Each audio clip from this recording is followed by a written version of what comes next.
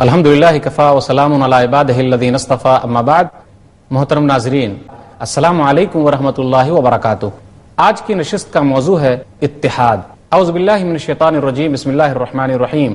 محترم ناظرین، یہ عنوان اتحاد و اتفاق اتنا اہم ہے کہ اس پر جتنا بھی بات کیا جائے بہت کم ہے۔ آج اتحاد و اتفاق وقت کی بہت اہم ضرورت ہے۔ اتحاد وقت کی اہم پکار ہے۔ اتحاد ملت کو ایک ساتھ رکھنے کا سب سے اہم ذریعہ ہے۔ یہی اتحاد و اتفاق تھا جس کی بنیاد پر مسلمانوں نے دنیا کے اندر ترقی کی تھی۔ یہی اتحاد و اتفاق تھا جس نے لوگوں کے دلوں کو ملا دیا تھا۔ افسوس، آج ہمارے درمیان اختلافات بہت زیادہ پائے جا رہے ہیں۔ آج مسلکی اختلافات اتنے زیادہ بڑھ گئے کہ ہم ایک دوسرے کے دشمن بن گئے۔ ایک دوسرے سے بات چیت بند ہے، ایک دوسرے سے سلام کلام بند ہے۔ کیا یہی مسلمانی ہے؟ کیا یہی ایمانی دعویٰ ہے ہمارا؟ یاد کیجئے، غور کیجئے اتحاد و اتفاق پر۔ اتحاد و اتفاق کا درس تو ہمیں ہر چیز سے ملتا ہے۔ غور کرتے نہیں آپ اپنے جسم پر کہ جسم کس طریقے سے اس کے پورے اعضاء ملے ہوئے ہیں۔ ہاتھ الگ ہے، پیر الگ ہے، آنکھ الگ ہے، سر الگ ہے، ہر الگ الگ ہے، لیکن وہ پورا جسم ایک ساتھ ملا ہوا ہے۔ اگر ایک جگہ تکلیف محسوس ہو تو دوسرا اس کے درد کو محسوس کرتا ہے۔ نبی صلی اللہ علیہ وسلم نے تو اسی چیز پر ابھارا تھا، قرآن نے اسی چیز کی ہمیں تلقین کی تھی، اسلام نے ہمیں یہی چیز دیا تھا کہ ہم آپس میں ایک دوسرے کے ساتھ میل محبت کے ساتھ رہیں۔ آپ اسلام کی تمام چیزوں پر غور کیجئے، ارکان اسلام پر غور کیجئے، اتحاد و اتفاق کی چیز نظر آئے گی۔ افسوس، اختلافات میں ہم پڑ گئے، اتحاد و اتفاق کو ٹھکرا دیا۔ نماز کو دیکھیے، نماز کو لے لیجئے کہ جب نماز میں لوگ آتے ہیں، کیا غریب کیا امیر سب ایک ساتھ پاؤں سے پاؤں ملا کر اللہ کے دربار میں کھڑے ہوتے ہیں۔ اتحاد و اتفاق کا کتنا بہترین مظہر ہے یہ۔ دنیا کی کوئی قوم ہے جو ایسا اتحاد پیش کر سکتی ہے؟ ایک ہی صف میں کھڑے ہو گئے محمود و ایاز، اور نہ کوئی بندہ رہا اور نہ کوئی بندے نواز۔ آپ لیجئے حج کو، حج کے اندر اتحاد و اتفاق کا جو مظہر آپ کو نظر آئے گا کسی اور چیز میں نظر نہیں آ سکتا۔ کیا کالا، کیا گورا، کیا امیر، کیا غریب، کیا بادشاہ، کیا فقیر، دنیا میں جس کونے میں رہنے والے لوگ ہوں، تمام کے تمام لوگ ایک ساتھ جمع ہیں۔ زبان پر ایک ہی نعرہ ہے، لبیک اللہم لبیک، لبیک لا شریک لک لبیک، ان الحمد والنعمت لک والملک لا شریک لک۔ ایک ہی لباس کے اندر موجود ہیں۔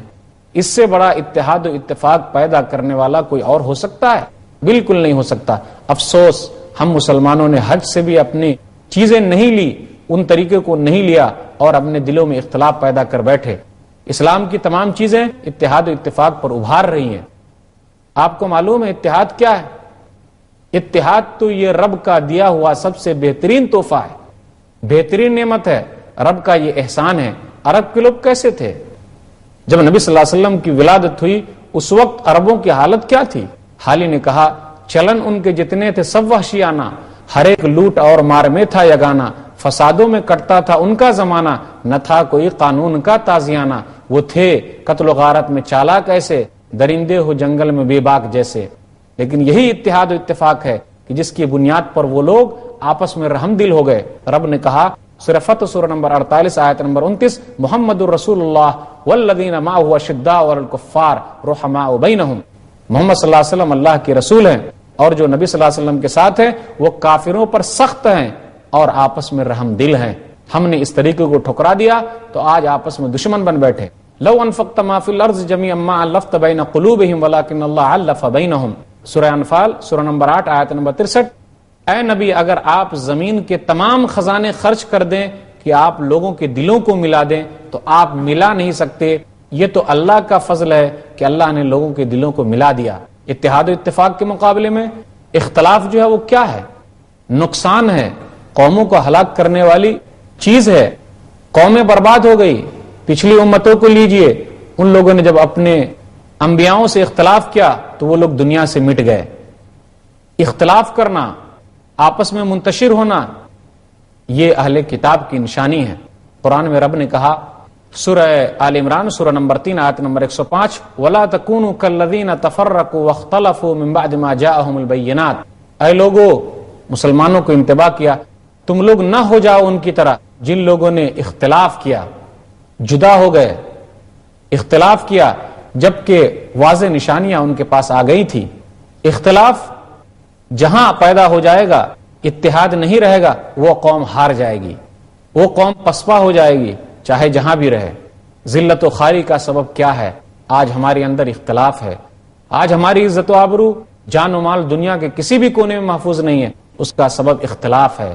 ہمارے درمیان اختلاف پایا جا رہا ہے۔ ہمارے درمیان تو ایسے لوگ پائے جا رہے ہیں اپنے بھائیوں کے خلاف شکوے شکایت کر رہے ہیں، اپنے بھائیوں کے خلاف دوسرے کے کان بھر رہے ہیں۔ کلمہ پڑھنے والے لوگ مسلک کی تنازع کی بنیاد پر ایک دوسرے سے سلام نہیں کرتے، ایک دوسرے کو نہیں بلاتے، ایک دوسرے سے نہیں ملتے۔ افسوس کی بات ہے کہ نہیں ہے؟ آپ غور کیجئے کہ اگر اختلاف پیدا ہوگا تو آپ پسپا ہو جائیں گے۔ آج ہماری پسپائی کا، آج ہماری ذلت و خواری کا سب سے اہم سبب یہ ہے کہ ہمارے درمیان اختلاف پایا جاتا ہے۔ رب نے کہا سورہ انفال سورہ نمبر 8 آیت نمبر 46، آیت نمبر 45، آیت نمبر 46، یا ایھا الذین آمنوا اذا لقیتم فئۃ فاثبتوا واذکروا اللہ کثیرا لعلکم تفلحون واطیعوا اللہ ورسولہ ولا تنازعوا فتفشلوا وتذهب ريحكم واصبروا ان اللہ مع الصابرین۔ اے ایمان والو، جب دشمن سے تمہارا مقابلہ ہو تو ثابت قدم رہو اور اللہ کو یاد کرو، بہت زیادہ یاد کرو، شاید کہ تم کامیاب ہو جاؤ۔ اللہ کی اطاعت کرو اور اس کے رسول کی اطاعت کرو، آپس میں تنازع مت کرو ورنہ تم پسل جاؤ گے، ذلیل و خوار ہو جاؤ گے، رسوا ہو جاؤ گے اور تمہاری ہوا اکھڑ جائے گی۔ صبر کرو، اللہ تعالیٰ صبر کرنے والوں کے ساتھ ہے۔ آپ کو معلوم ہے اختلاف کے نقصانات کتنے ہیں؟ آپس میں لڑنے کی وجہ سے آدمی دین کی اہم چیز اور اہم نعمت سے محروم ہو جاتا ہے۔ آپ اس واقعے کو یاد کیجئے، اگر آپ نے اختلاف کر لیا آپس میں تو اللہ کی طرف سے جو نعمت ملنے والی ہے وہ نعمت بھی آپ کو نہیں ملے گی۔ صحیح